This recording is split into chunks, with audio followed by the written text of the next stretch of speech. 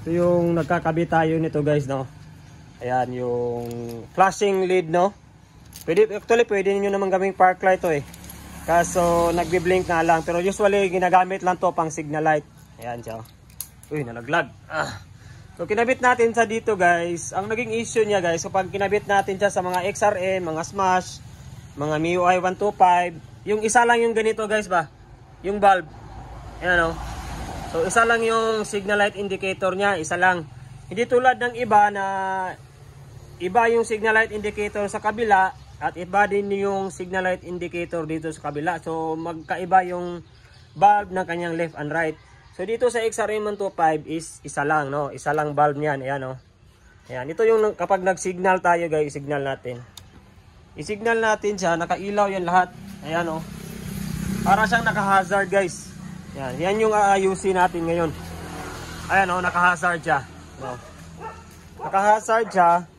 Tapos hindi umiilaw diyan, no. No. Okay, tanggalin natin yan, ayusin natin yan. Ayan oh. So naka-signal light siya. Okay, patayin natin. Gawa natin to ng paraan guys. So ayan siya guys, natanggal na natin, naka-hazard pa rin siya. So ito yung bali signal light indicator bulb niya. Ayan, so dito yan sa bulb. So kung tatanggalin natin yan guys, ito tatanggalin natin to. Ayun, so isa na lang ang nakailaw. Dito sa kabila wala na. So signal light natin sa kabila. Ayan. O ayan. O hindi na siya nakailaw yung kabila. Ano? So okay na siya. Tapos kung ibabalik natin to guys, balik natin. Ayan. So nagha-hazard siya. So ito yung aayusin natin ngayon guys, no. Dito tayo magwa-wiring guys. Ayan. Pakikita ko sa inyo kung ano ang diskarte nito guys.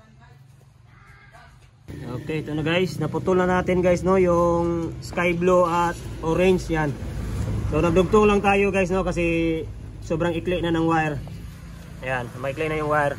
Tapos nagpagapang tayo ng isang ground. Oh, ito yung ground niya guys. Ayan, ground. Ground at saka yung positive ng signal light left and right. Tapos ito yung magiging itsura niya guys, no. Ayan. Yung isang wire ito magkabilaan, kung saan yung itapin dyan pwede. So itong wire na to, dito siya sa ground.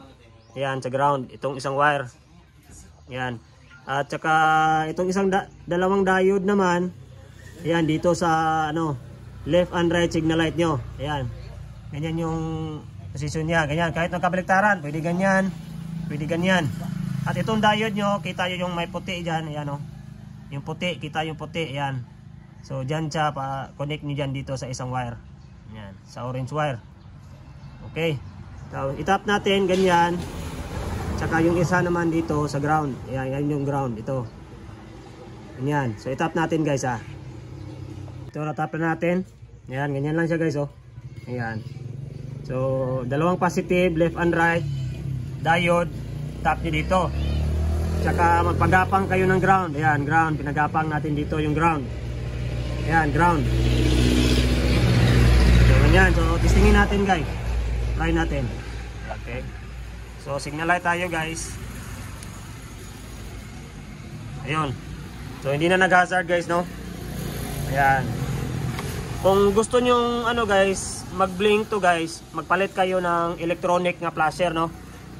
Ayan, kung stock yung flasher nyo, mag-standby lang yan. Kung gusto nyo mag-ano siya, mag-blink, magpalit kayo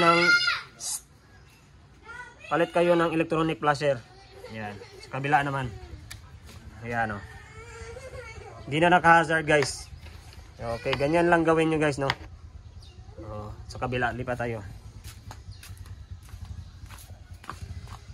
Ganyan lang. Kabila naman. Yun. Okay na guys. Okay na siya. Okay, ganyan lang gawin nyo.